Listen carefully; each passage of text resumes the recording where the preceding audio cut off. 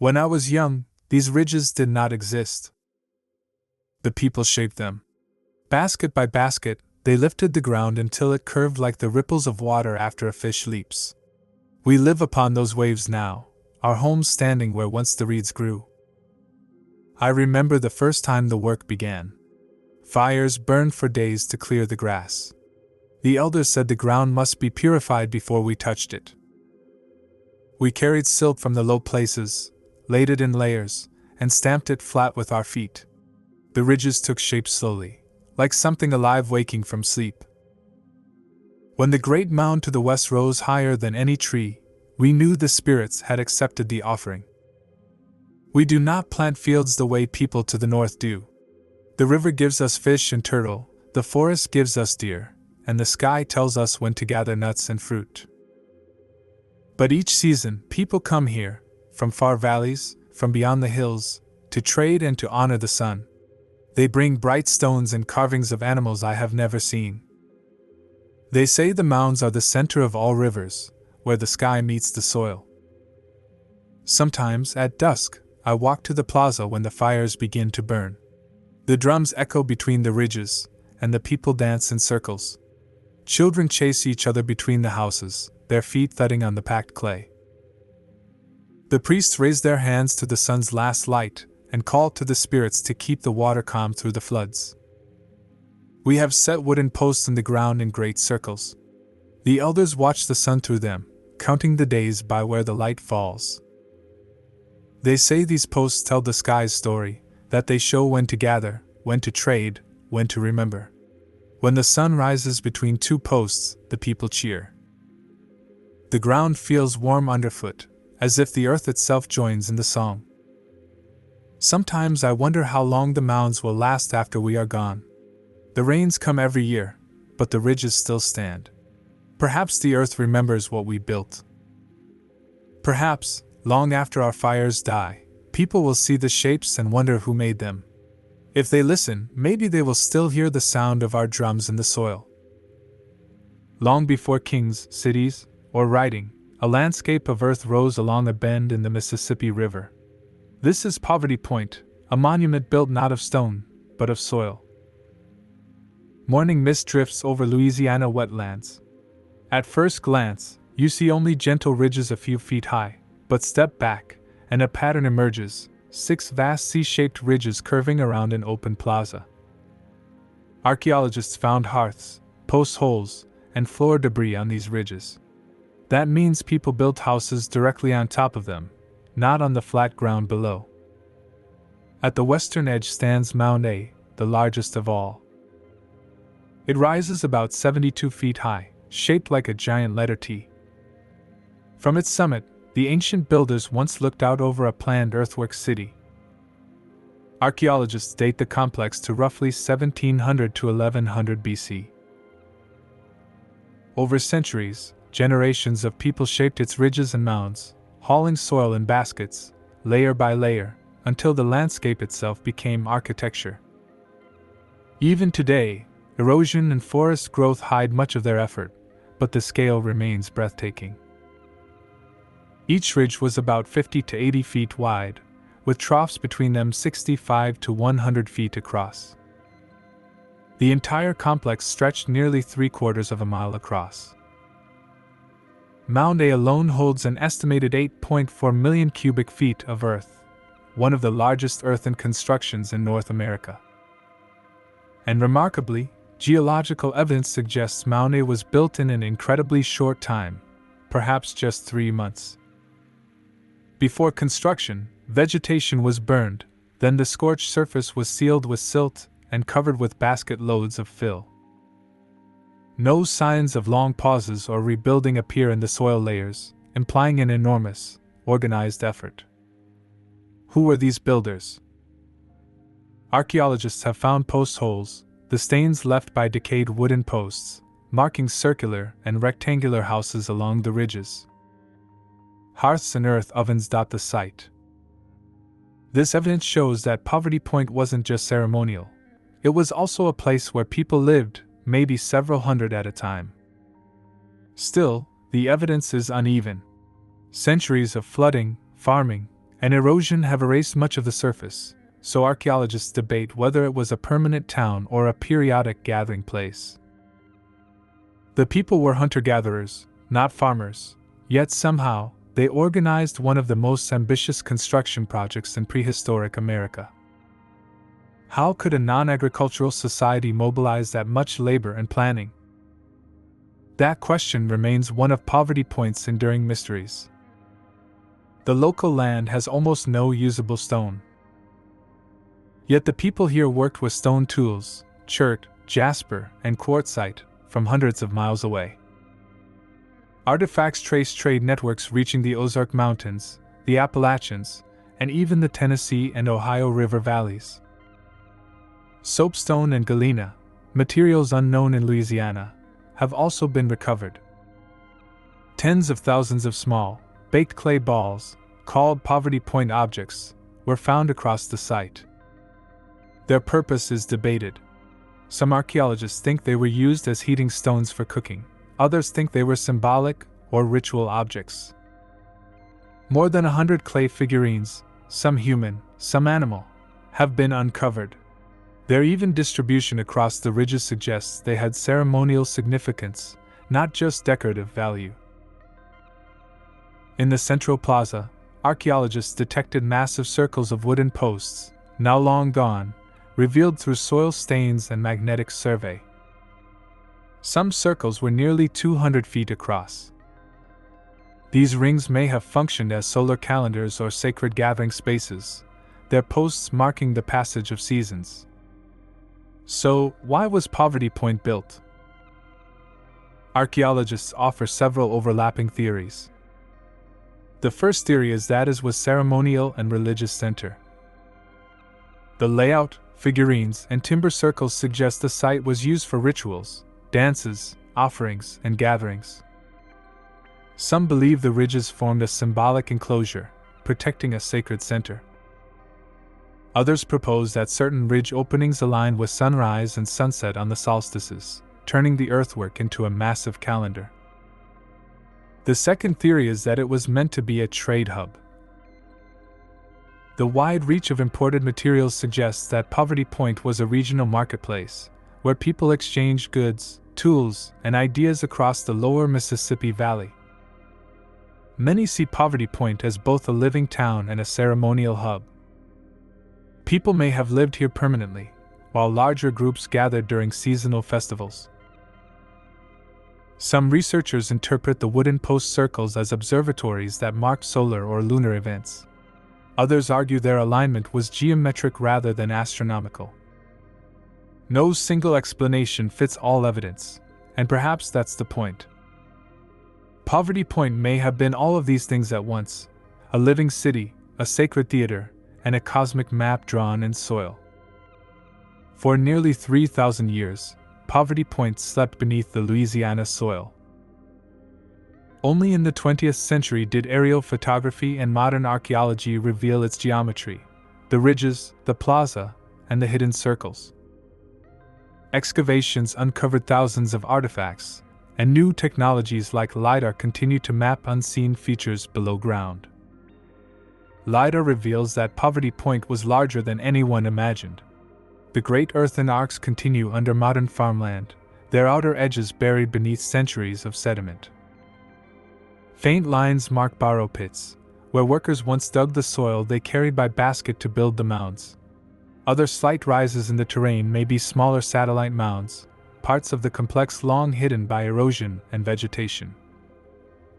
Beneath the ridges, geophysical surveys have traced circles of post holes, patterns of ancient wooden posts that likely formed ritual enclosures or calendars marking the solstices. Soil chemistry shows hearths, ash, and traces of food, proving that people lived on these ridges as well as worshipped there. Even subtle drainage lines suggest that the builders shaped the landscape to manage floodwater from the nearby Mississippi. Every new skin sharpens the picture. This was not a single monument but a planned earth-built city, alive with geometry, ceremony, and daily life. What once looked like isolated hills are turning out to be parts of a much wider design, evidence of social organization on a scale no one expected from a hunter-gatherer society. In 2014, the United Nations recognized Poverty Point as a UNESCO World Heritage Site, honoring it as one of the oldest and most complex earthwork centers in the Americas, older than Stonehenge, and nearly as old as the Great Pyramids. My name is Wisa, and my father works the clay near the river. He says the earth here remembers every hand that touches it. Every morning, we walk to the plaza to bring water to the workers building the new mound. The air smells of wet soil and smoke. Above us, the chief's house shines in the sunlight, its walls painted with red ochre and black ash. The plaza feels endless. The mounds rise around it like guardians. I have counted 20 with my friends, though the elders say there are more beyond the wall. Each mound is for something different, one for the chief's house, one for the temple, one for the honored dead. When a house grows old, they cover it with new soil, and another is built on top. My father says that is how the city remembers. At midday, the women bring baskets of maize and beans from the fields. The fields stretch far into the valley, rows of green shining under the sun. They say the river floods each spring, leaving rich black soil that feeds us. The old men tell stories of when the first people came here and raised the mounds to keep above the water. When the drums begin, everyone gathers. The priests stand on the high mound with rattles in their hands, painted in red and white. The dancers wear feathers shaped like wings.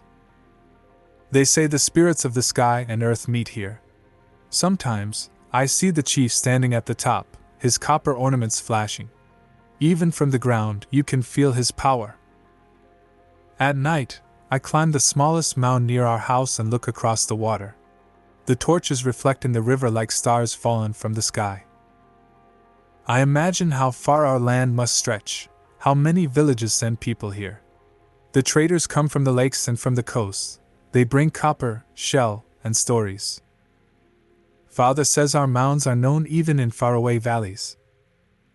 One day I will shape clay like he does, maybe carve a rattlesnake on a pot for the temple. He says everything here, the mounds, the pots, the songs, is part of one story. The city grows because we believe together. He tells me that long after we are gone, the mounds will still stand by the river, holding our memory in the earth.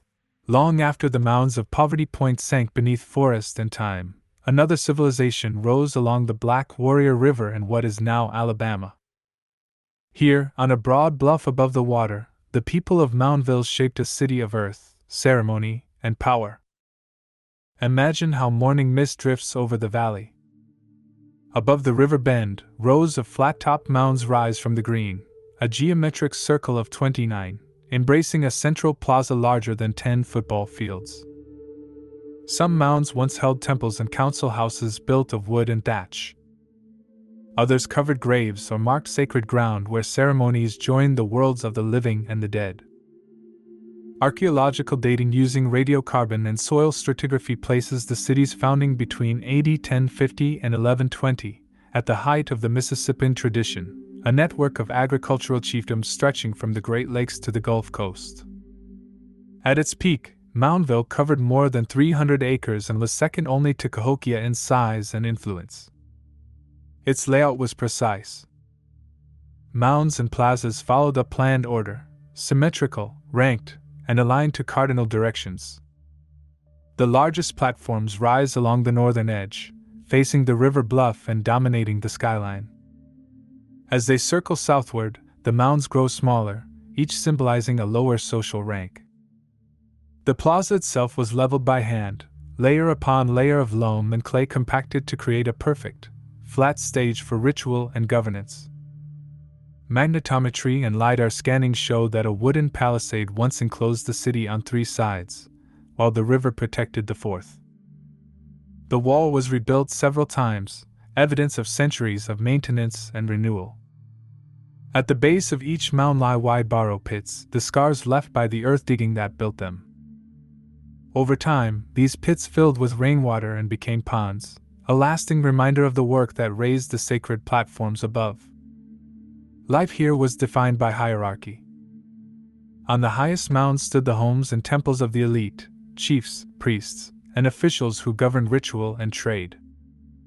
Below them, lesser nobles lived on smaller mounds, while commoners, farmers, fishers, and artisans spread outward along the floodplain. Excavated houses show post-hole rings, hearths, and clay-floored dwellings that once dotted the surrounding landscape. Agriculture sustained the city. Pollen and phytolith studies reveal maize, beans, and squash grown in the fertile bottomlands. Isotope analysis of human remains confirms that maize was the staple food, forming nearly 70% of the diet. Fish bones and deer antlers from midden deposits add detail to the menu, showing that hunting and river fishing supplemented farming. Some graves contain only simple pots and tools, while others hold copper axes, shell gorgets, and finely carved stone effigies. X-ray fluorescence analysis of copper artifacts links their source to the Great Lakes, over 1,000 miles away, proof of long-distance trade. Mica and marine shell came from as far as the Appalachian foothills and the Gulf Coast. Moundville was not isolated, it was a hub in a continental web of exchange. The art of Moundville reveals its cosmology. Carved stone discs, shell pendants, and painted pottery bear symbols of the Mississippian world: falcons, eyes, serpents, and the cross and circle, images of the sky realm, the earth, and the underworld. One masterpiece, known as the rattlesnake disc, shows a coiled serpent encircling the world, its eyes and fangs representing rebirth and the endless cycle of life. Many of these objects now rest in the Jones Archaeological Museum, where their artistry still speaks across 1,000 years. Construction itself was ritual.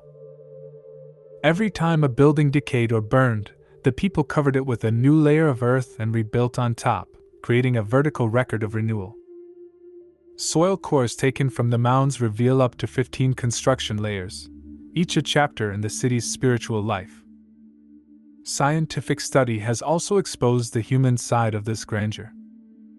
Bioarchaeologists examining skeletal remains found stress lines, worn teeth, and evidence of heavy labor among the lower classes, while elites buried atop the mounds were taller and healthier.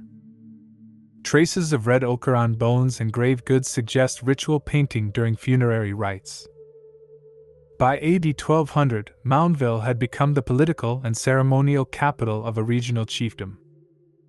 Population estimates exceed 1,000 residents within the central enclosure, supported by many thousands more in nearby farmsteads.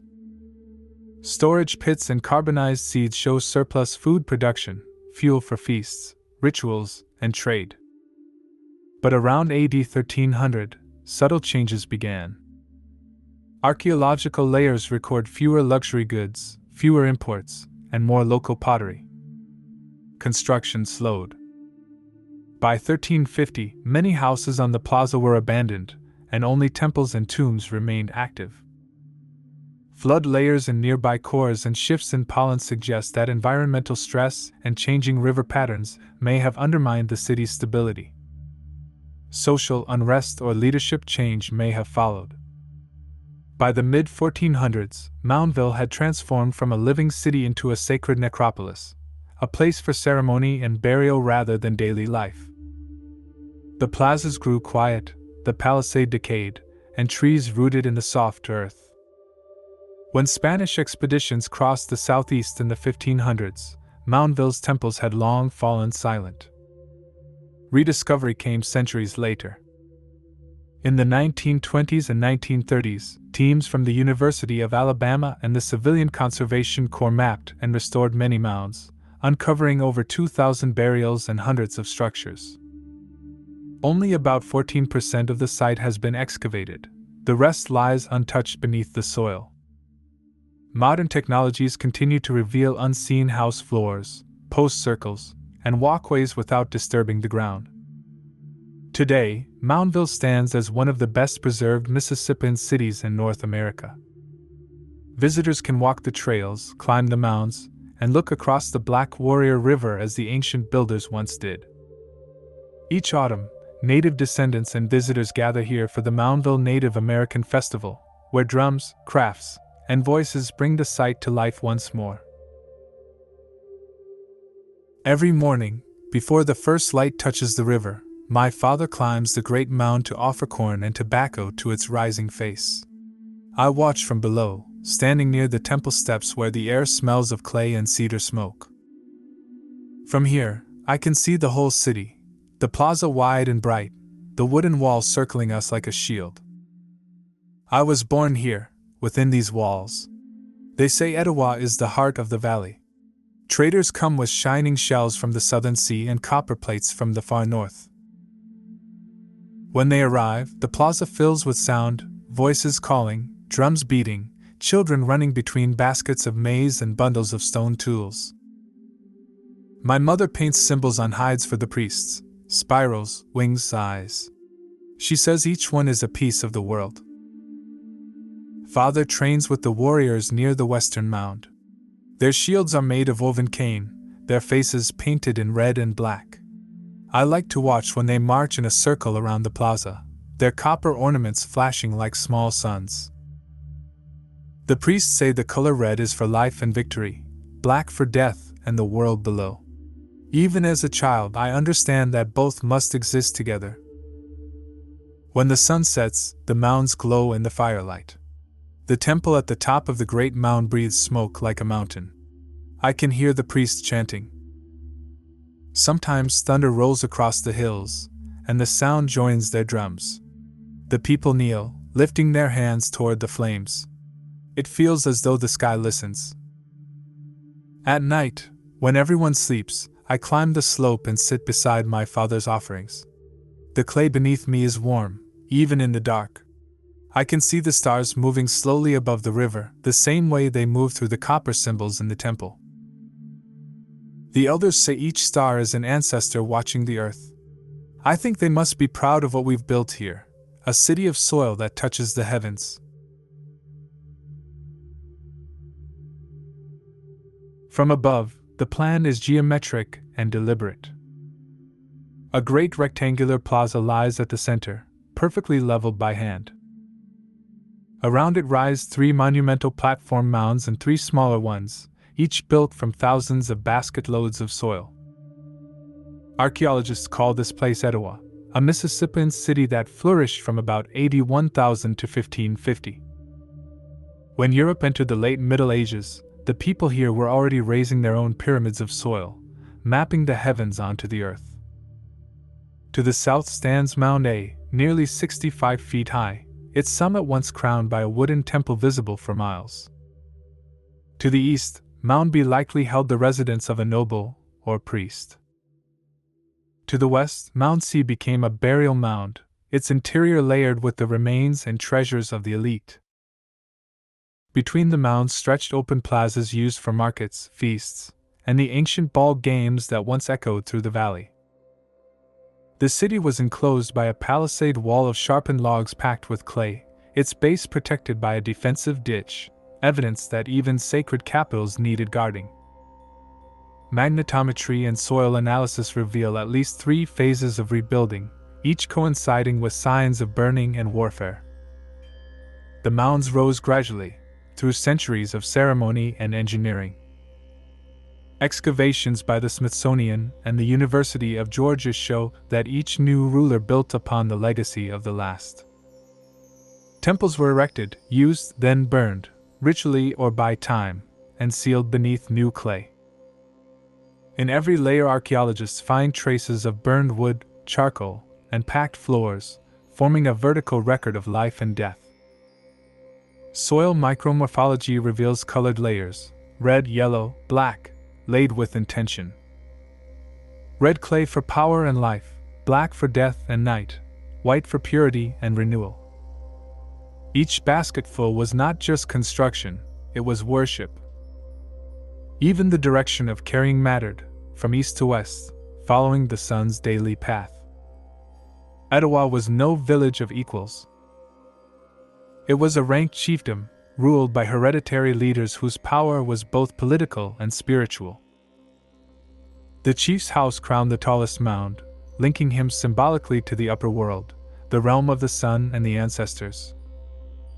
Below, The commoners lived in tightly packed neighborhoods of rectangular homes on clay platforms, each arranged around courtyards.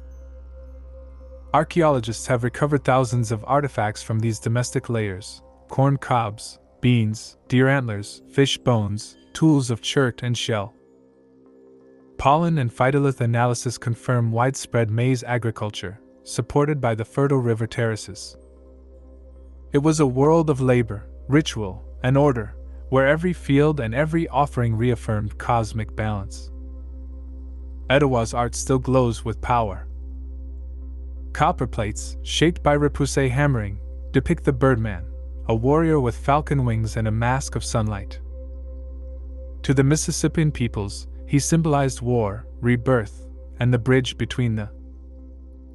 Other pieces show the Han-Eye motif, spirals, serpents, and winged panthers, emblems of the universe divided into three realms: sky, earth, and water. Each object was more than decoration. It was a fragment of theology cast in metal and shell. Thin sheets of mica from the Appalachian Mountains were cut into shining forms: hands, crosses, birds, to catch sunlight during ceremonies. Shell gorgets from the Gulf Coast display the same cosmic symbols, proof of a shared religion that stretched from Oklahoma to Illinois. Even pigments had purpose: red ochre for vitality, white kaolin for purity, black charcoal for the underworld. Few discoveries in North American archaeology rival those from Mounds. In the 1920s and 30s, excavations led by Louis Larson uncovered layers of burials stacked between clay floors. Some individuals were interred on litters, others surrounded by hundreds of grave offerings, copper masks, shell beads, ceremonial axes, and carved marble statues. One body was found covered in more than 1,000 engraved shell discs, arranged like armor across the torso, a glittering coat for the journey into the afterlife. Nearby lay the graves of attendants and warriors, suggesting retainer sacrifice or ritual accompaniment. Every layer told of continuity, each new ruler buried beside his ancestors, each temple rebuilt above them, the sacred genealogy climbing toward the sky. Etowah's influence reached far beyond Georgia. Copper from the Great Lakes, shells from the Gulf, mica from the Appalachians, and greenstone from the Carolinas all converge here. Chemical sourcing and isotopic tests confirm trade routes stretching hundreds of miles, linking Etowah to other great Mississippian centers like Cahokia, Moundville, and Spiro. Through these networks flowed not only goods but ideas, shared symbols, myths, and political alliances. The same birdman motif found in Etowah burials appears on shell carvings in Oklahoma, showing a spiritual system spread across half a continent. But wealth and power invite conflict. Archaeologists have found burned palisade posts, arrowheads lodged in soil layers, and rapid reconstructions, signs of attack. Studies by Adam King and others show organized warfare, perhaps between rival chiefdoms along the Coosa River Valley. Did Etowah fall to invaders? Or to its own internal struggle? The evidence hints at both. By around AD 1375, turmoil rippled through the city. Temples were destroyed, burials declined, and imported goods vanished from the record. For a time, the site was abandoned, then reoccupied by a smaller group under new leadership. By AD 1550, Etowah was largely silent. When Hernando de Soto's expedition marched through the southeast in the 1540s, they described empty towns with mounds and plazas. Floodplain cores show changes in river flow and drought cycles, suggesting that environmental stress joined political collapse in ending Etowah's reign. For centuries, the mounds lay hidden beneath trees and plowfields. In 1883, the Smithsonian mapped them for the first time. Larson's later excavations revealed the layered structure of the mounds, the burials, and the artwork that defined Etowah as one of North America's greatest archaeological treasures.